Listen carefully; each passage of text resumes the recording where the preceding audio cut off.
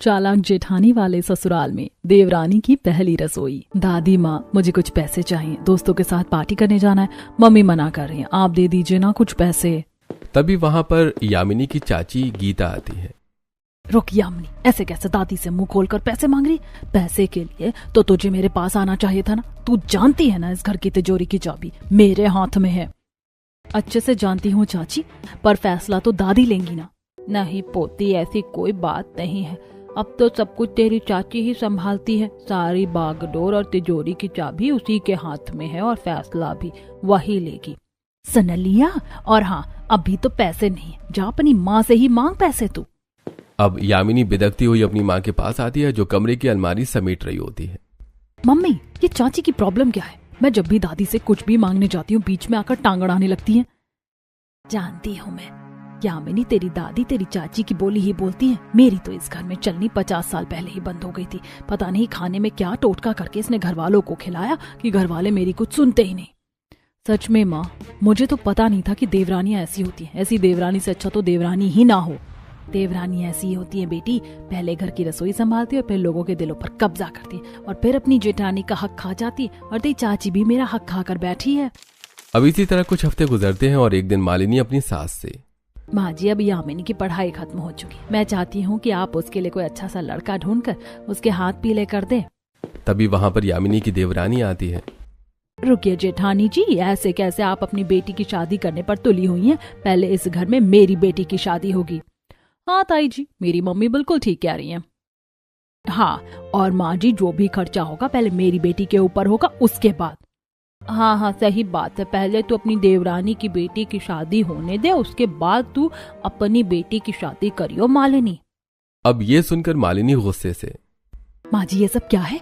50 साल से मैं चुपचाप सुनती आ रही हूँ। इसका मतलब ये नहीं कि देवरानी जी अपने आप को ही जेठानी समझकर बैठ जाए।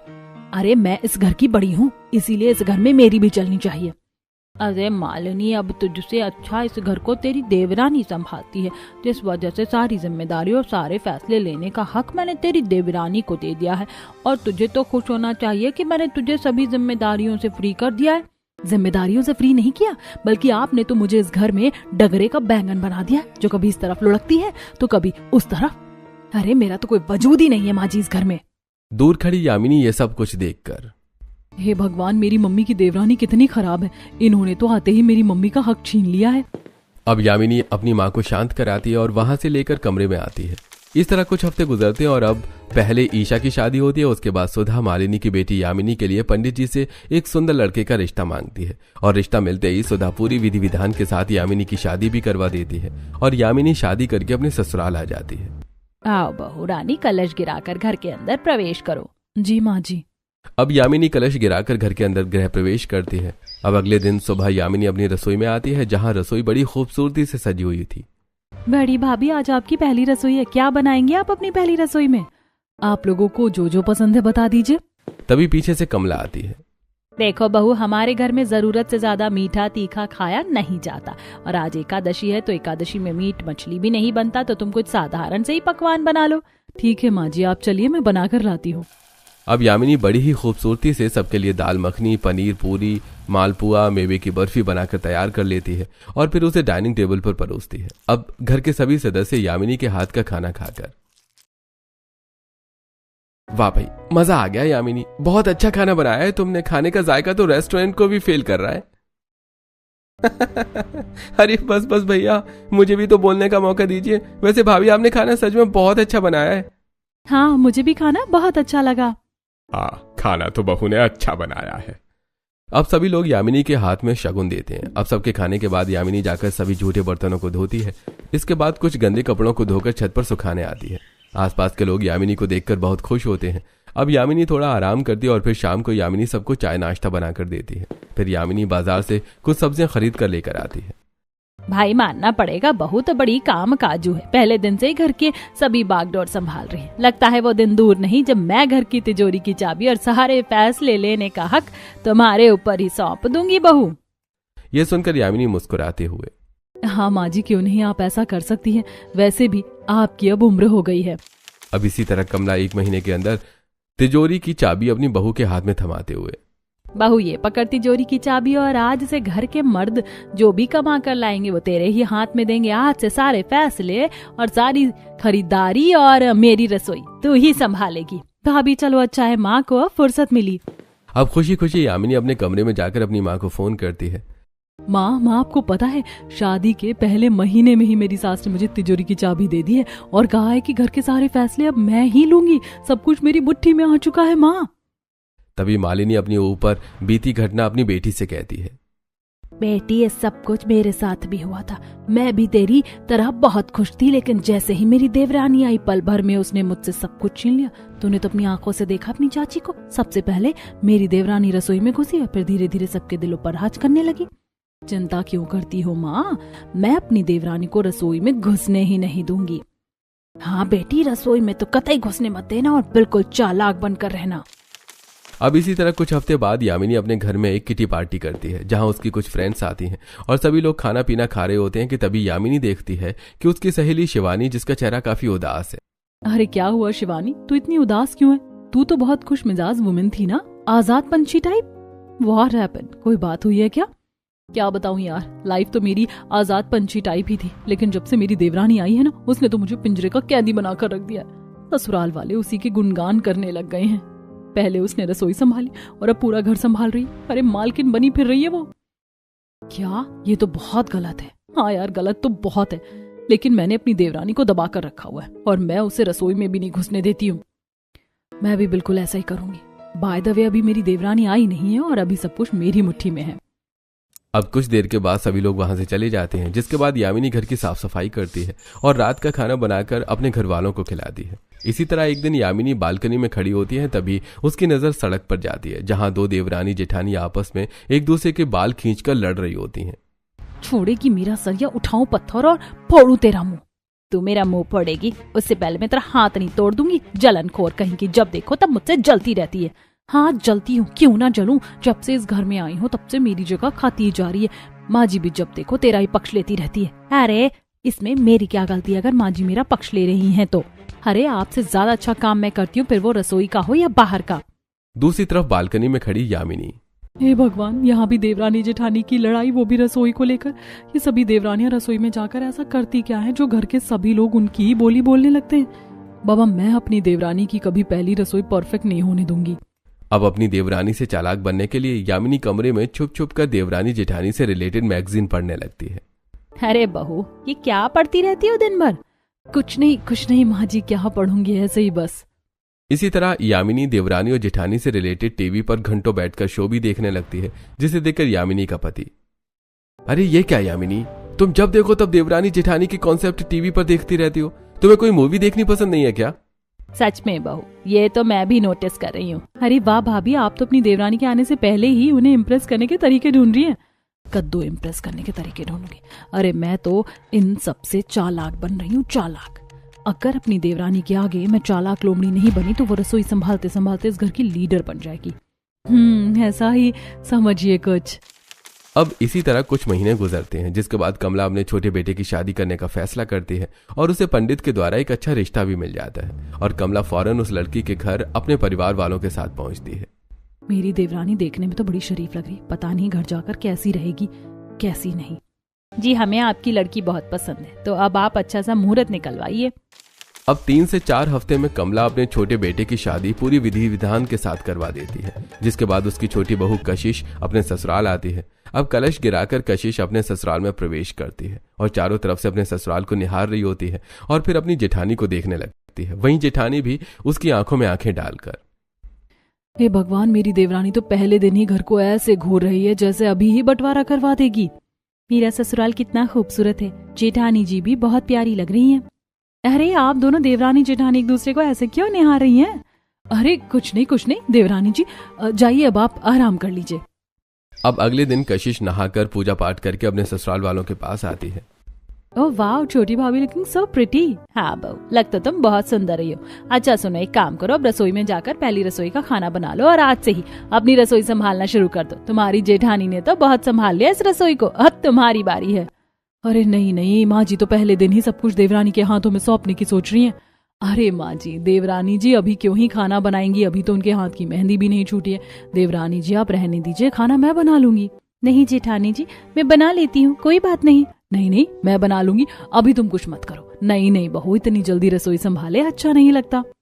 अब यामिनी चालाकी के साथ खुद ही रसोई में जाकर खाना बनाती है और अपनी देवरानी को उसके कमरे में भेज देती है। अब यामिनी खाना बनाकर सबको खाना खिलाती है। सभी लोग खाना खाते हैं, जिसके बाद कशिश बर्तन धोने जाती है। अरे रहने दो देवरानी जी, मैं धो लूंगी बर्तन देवरानी जी। तभी पीछे से कमला, अरे बड़ी बहू, तुमने तो छोटी बहू के हाथ की पहली रसोई का खाना भी नहीं खाने दिया, बेचारी को बर्तन भी नहीं धोने दे रही हो। इतना प्यार करती हो अपनी देवरानी से। हाँ माँ जी, आखिर ये मेरी छोटी बहन जैसी है। देवरानी जी आप छत पर कपड़े फैला दीजिए जाकर। अब कशिश छत पर कपड़े वगैरह सुखाने लगती है और घर में झाड़ू वगैरह लगाकर हल्की डस्टिंग कर लेती है। इसी तरह अगले दिन जल्दी उठकर कशिश रसोई में खाना बनाने के लिए जाती है और लाइटर से कशिश गैस ऑन करने लगती है। अरे गैस तो जल ही नहीं रही है। माँ जी, जेठानी जी रसोई में आइए जरा। अब फौरन रसोई में यामिनी आती है। पता था ये आज तो आएगी ही खाना बनाने, इसीलिए रात में ही मैंने खाली सिलेंडर लगा दिया था चूल्हे में। क्या हुआ देवरानी जी, कहिए। वो जेठानी जी, सिलेंडर खत्म हो चुका है और मुझे पहली रसोई का खाना बनाना था। आज तो दूसरा दिन है, आज तो कर लूं कम से कम अपनी पहली रसोई। हाँ हाँ कर लेना देवरानी जी अपनी पहली रसोई, इतनी जल्दी क्या है। और सिलेंडर खत्म हो गया है तो सिलेंडर बुकिंग वगैरह मैं ही करती हूँ, तो ये सब अभी पता नहीं है तुम्हें, तो तुम जाओ, मैं कर लूंगी। तभी पीछे से कमला, अरे तो अपनी देवरानी को भी सिखाओ ना बड़ी बहू, कब तक तुम ही करती रहोगी सब कुछ। माँ जी सिखा दूंगी ना, अभी तो बहुत समय है सीखने के लिए। जाइए देवरानी जी आप जाइए। अब यामिनी फिर से चालाकी दिखाते हुए अपनी देवरानी को पहली रसोई करने नहीं देती और उसे घर के छोटे मोटे काम जैसे कपड़े धोना और मार्केट से सब्जी वगैरह लाने में ही उलझा के रखती है। अब इसी तरह कुछ हफ्ते गुजरते हैं और एक दिन यामिनी कशिश का हाथ पकड़कर उसे हॉल में लाती है। माँ जी मैं क्या सोच रही हूँ, देवरानी जी और देवर जी को ना कहीं बाहर घूमने भेज देना चाहिए 2-4 दिन के लिए। अरे भाभी, आपने तो मेरे मुंह की बात छीन ली। अरे पर अभी तक मेरी पहली रसोई नहीं हुई है और मैं बाहर घूमने जाऊंगी, अच्छा थोड़ी लगता है जेठानी जी। अरे इतनी सपोर्टिव जेठानी मिली छोटी भाभी आपको। अरे आप घूमने जाइए, बड़ी भाभी सब संभाल लेंगी। अब यामिनी अपने देवर और देवरानी को 1 हफ्ते की ट्रिप पर भेज देती है। अब ट्रिप पर कशिश लॉन्ग ड्राइव, मूवी, शॉपिंग जैसी कई चीज करती है और फिर होटल के कमरे में अपनी माँ को फोन करती है। और बच्ची कैसी है, ससुराल में सब कैसे हैं? मम्मी सब बहुत अच्छे हैं और उससे भी अच्छी मेरी जेठानी है। आपको पता है वो मुझसे घर का एक काम नहीं करवाती और मुझे तो अपने पति के साथ घूमने के लिए बाहर भी भेज दिया है ताकि मुझे रसोई का काम ना करना पड़े। अभी तक मेरी पहली रसोई भी नहीं हुई है। ये तो अच्छी बात है बेटी, पर तुझे फिर भी अपनी जेठानी की मदद करनी चाहिए घर में काम काज में, क्योंकि तेरे जाने से पहले सब कुछ वही संभाल रही थी। ऐसे अच्छा नहीं लगता कि तुम घूमो और वो काम करे। हाँ माँ आप ठीक कह रही हो, ट्रिप से जाने के बाद मैं उनके हर एक काम में मदद करूंगी और सबसे पहले अपनी पहली रसोई की रस्म पूरी करूंगी। दूसरी तरफ यामिनी अपने कमरे में अपनी माँ से, अरे माँ आप चिंता मत करो, आपने जैसा कहा था मैं वैसा ही कर रही हूँ। मैं अपनी देवरानी को रसोई में सेकंड भर के लिए भी खड़ी नहीं होने देती। मैं इतनी चालाकी से उसको रसोई से बाहर निकाल देती हूँ कि उसे पता ही नहीं चलता। ठीक है, ऐसे ही चालाक बनी रहना। अब 1 हफ्ते बाद कशिश ट्रिप से अपने पति के साथ वापस घर आती है और अगले दिन रसोई में सुबह जाती है जहां यामिनी पहले से खड़ी होती है। अरे जेठानी जी आपने खाना क्यों बनाया, मैं बना लेती ना। मैंने अभी तक घर वालों को कुछ भी बनाकर नहीं खिलाया, यहाँ तक कि मेरी पहली रसोई भी नहीं हुई है। अरे पर मैंने तो अब सब कुछ बना लिया है, कोई बात नहीं तुम कल बना लेना। अब घर के सदस्य खाना खाते वक्त, अरे आज फिर बड़ी बहू के हाथ का खाना, छोटी बहू तुम कब अपने हाथ का खाना खिलाओगी? अरे सच में, मैं तो कब से इंतजार कर रहा हूँ कशिश का बनाया हुआ हाथ का खाना खाने का। हाँ देवर जी जरूर, कल कशिश ही बनाएगी खाना। अब अगले दिन जब कशिश रसोई में खाना बनाने आती है तो, जेठानी जी मैं पहली बार खाना बनाने जा रही हूँ, आज मेरी पहली रसोई है। आप बताइए ना घर वालों को क्या क्या पसंद है। अच्छा एक काम करो फिर तो तुम करेले की सब्जी, टिंडे के पकौड़े, आटे का चीला, परवल का भरवा और चावल रोटी बना लो, ये घर वालों को बहुत पसंद है। अब अपनी जेठानी की बात मानकर कशिश फटाफट करेले की सब्जी, टिंडे के पकौड़े, परवल का भरवा, आटे का चीला, रोटी, चावल बनाकर तैयार कर लेती है और फिर खुशी से उसे डाइनिंग टेबल पर रखती है। अब घर के सदस्य डाइनिंग टेबल पर अतरंगी खाना देखकर गुस्से से लाल पीले होते हुए, हे भगवान बड़ी बहू ये क्या बना दिया खाने में, तुझे पता है ना हमें करेले और परवल से एलर्जी है। अरे ये आटे का चीला, ये चीला किससे पूछकर बनाया, इससे मुझे गैस बनती है, मेरा तो मूड ही खराब हो गया। और ये सब बनाया किसने? अब कशिश कुछ बोलती उससे पहले ही यामिनी, अरे अरे, भड़किए मत। पहली बार देवरानी जी ने कुछ बनाया है, उनसे थोड़ी बहुत गलती हो गई, तो आप लोग गुस्सा मत कीजिए। तभी कशिश, अरे पर जेठानी जी, ये सब कुछ तो आपने ही। छोड़ो, अब बात को खत्म करो। देवरानी जी चलो खाना साइड कर लो, मैं कुछ बना कर लाती हूँ सबके लिए। अब यामिनी कशिश का सारा खाना उसकी आंखों के सामने डस्टबिन में डाल देती है और खुद खाना बनाकर घर वालों को खिलाती है। कशिश को यह बात बहुत अजीब लगती है, लेकिन वो चुप रहती है। इसी तरह अगले दिन यामिनी कशिश के बने खाने में भर भर कर मिर्ची पलटने लगती है। अरे जेठानी जी, इतनी मिर्ची क्यों डाल रही हैं खाने में? ये बहुत ज्यादा है। क्योंकि तुम्हारी सब्जी देखने में बिल्कुल पीली लग रही है और खाना तड़कता भड़कता खाते हैं हमारे ससुराल वाले। ये सुनकर कशिश चुप रह जाती है और फिर कुछ देर बाद अपना खाना डाइनिंग टेबल पर रखती है, जिसमें तोरई की सब्जी, मिक्स वेज, कढ़ी, राजमा, छोले जैसे अनेक प्रकार के व्यंजन होते हैं। लेकिन घर वाले उस खाने को खाते ही मुंह से उगल देते हैं। ओ माय गॉड, खाना तो मिर्ची से जहर हो रहा है। इतनी मिर्ची किसने डाली है खाने में? 100 बात की एक बात, बड़ी बहू तो ये सब करती नहीं है। लगता है फिर से छोटी बहू ने ही यह तड़कता भड़कता लाल मिर्च का खाना बनाया है। कशिश फिर से अपना पॉइंट रखने की कोशिश करती है, लेकिन फिर से उसकी जेठानी चालाकी दिखाते हुए सफाई देने लगती है। हाँ माँ जी, आप ठीक कह रही है। बनाया तो ये सब कुछ देवरानी जी नहीं है, और अभी उन्हें मसालों का हिसाब किताब नहीं है जितना मुझे है। भगवान, शादी को 1 महीना हो गया, लेकिन अभी तक छोटी बहू ने अपने हाथ की पहली रसोई का खाना अच्छे तरीके से बनाकर खिलाया ही नहीं है। अब गुस्से में सब लोग खाना छोड़कर चले जाते हैं। इसी तरह कुछ हफ्ते गुजरते हैं। अब कशिश सारी बातों को भुलाकर फिर से रसोई में खाना बनाने आती है, और इस बार भी उसकी जेठानी। अरे देवरानी जी, खाना बनाने आई हैं क्या आप? जी आई तो हूँ, लेकिन इस बार आप मुझे कुछ मत बताइएगा। आप कुछ भी बताती हैं वो बाद में खराब ही निकलता है, और फिर आप मुझे सबके सामने कुछ बोलने भी नहीं देती हैं। अरे देवरानी जी, मैं तो साथ देने की कोशिश करती हूँ। ये घर वाले ही हैं जिनका टेस्ट हर दिन बदलता रहता है। तुम मुझ पर गुस्सा मत करो। अच्छा सुनो, आज मैं तुम्हें जो कहती हूँ तुम वो बनाओ, सब खुश हो जाएंगे। तुम आज सबके लिए chicken biryani, fish curry, mutton कबाब, रायता, ये सारी चीजें बनाओ। घर वालों को बहुत पसंद आएगा। अब फिर से कशिश अपनी जेठानी पर विश्वास करके घर वालों के लिए ढेर सारे नॉनवेज व्यंजन बनाकर तैयार कर लेती है और डाइनिंग टेबल पर रखती है, जिसे देखकर कमला खाने की प्लेट फेंकते हुए, सत्यानाश बहू, किससे पूछकर घर में ये मांसाहारी खाना बनाया तुमने? भगवान, धर्म भ्रष्ट करने में तो इन लोगों ने कोई कसर नहीं छोड़ी है। ये सब किसने किया है और किससे पूछकर किया है? मम्मी जी, पापा जी, ये सारा व्यंजन तो मैंने ही बनाया। आप लोगों को पसंद नहीं आया क्या? डिस्गस्टिंग छोटी भाभी, आज एकादशी है, और एकादशी वाले दिन आपने सोच भी कैसे लिया हम लोगों को ये खाना पसंद आएगा?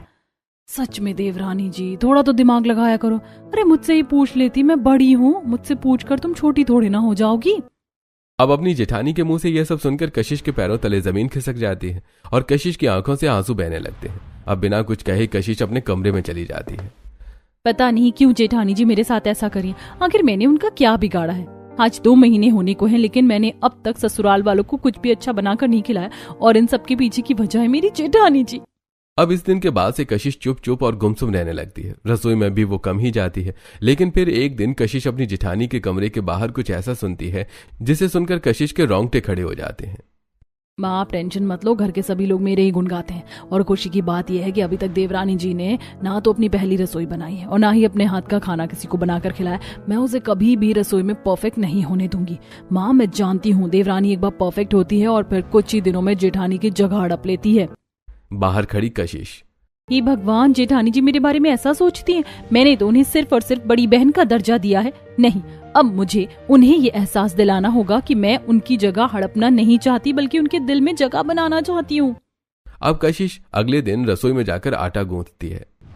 देवरानी जी, आप रसोई में? जेठानी जी, आप चिंता मत कीजिए, मैं खाना वाना कुछ नहीं बनाऊंगी। मैं जानती हूँ कि सबकी पसंद नापसंद सिर्फ आप ही जानती हैं, तो मैं बस आपकी हल्की फुल्की मदद करवा देती हूँ। अब रात के खाने में भी कशिश सिर्फ सब्जियां काट देती है, मसाले पीसती है और झूठे बर्तन धोकर रख देती है। इसी तरह कुछ हफ्ते तक कशिश रसोई में अपनी जेठानी की बस मदद करवाती है, लेकिन खाना नहीं बनाती। अब एक दिन कशिश के हस्बैंड और उसकी जेठानी के हस्बैंड उदास होकर घर आते हैं। क्या हुआ बेटा, चेहरे पर ये उदासी कैसी है? माँ, कंपनी में काम चल नहीं रहा है, बजट इस महीने खराब हो सकता है।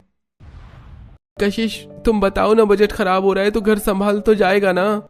अजी, मैं कैसे बता सकती हूँ? जेठानी जी बड़ी हैं, उन्होंने ये सब संभाला है। मैं चाहती हूँ जेठानी जी ही बताएं कि घर संभलेगा कि नहीं। अब यामिनी ये सुनकर खुश होती है और फिर कहती है, हाँ हाँ, मैं बड़ी हूँ और मैं अच्छे से सब कुछ संभाल लूंगी, आप लोग घबराइए मत। इसी तरह कुछ हफ्ते बाद एक इनविटेशन कार्ड आता है जिसमें कमला अपनी दोनों ही बहू को महंगी साड़ी और गहने देती है। लो बहू, तुम दोनों को जो साड़ी पसंद है वो पहन लो। माँ जी, मैं अपने मन से कुछ नहीं लूंगी। जेठानी जी बड़ी हैं, वो जो देंगी मुझे मैं वही लूंगी।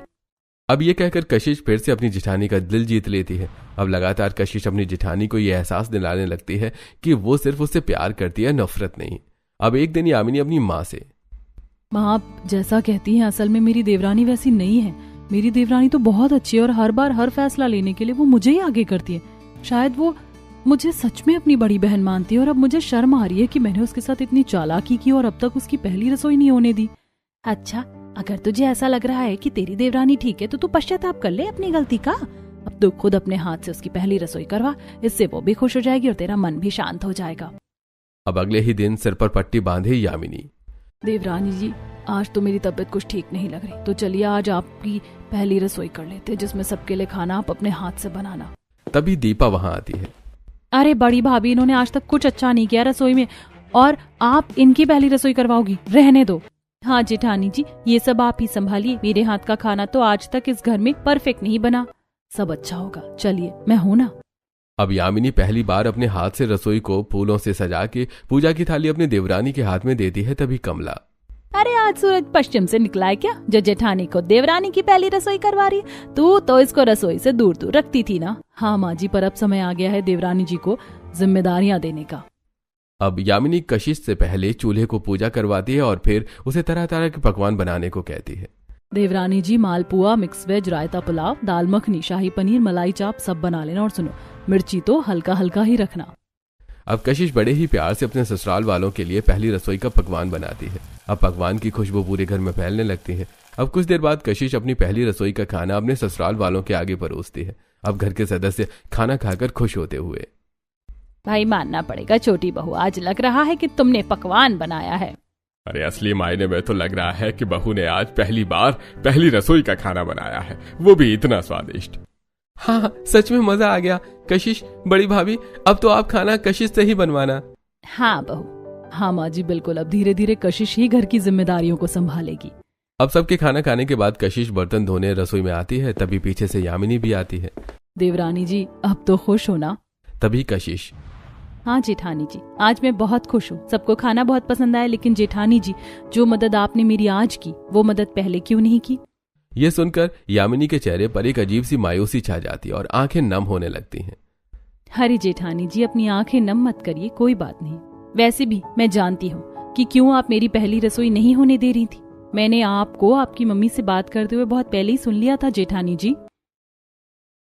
क्या सच में? और सब जानने के बाद भी आपने वो सब किसी से नहीं बताया और मुझे बेतहाशा प्यार और इज्जत दिया? हाँ जेठानी जी, मैंने किसी से कुछ नहीं बताया, क्योंकि मैं आपको ये एहसास दिलाना चाहती थी कि आपकी देवरानी वैसी नहीं है जैसा आप सोचती हैं या जैसा आप देखती आई हैं। मुझे बस आपका प्यार चाहिए, इस घर में आपकी जगह नहीं। हाँ देवरानी जी, ये मैं भी समझ चुकी हूँ कि आप वैसी नहीं है जैसा मैं सोचती थी। मुझे माफ कर दीजिए देवरानी जी। अरे नहीं जेठानी जी, आप बड़ी हैं, माफी मत मांगिए। अब इस दिन के बाद से यामिनी के मन में देवरानी को लेकर जो भी जलन थी वो खत्म हो जाती है, जिसके बाद वो अपनी देवरानी के साथ प्यार से खुशी खुशी रहने लगती है।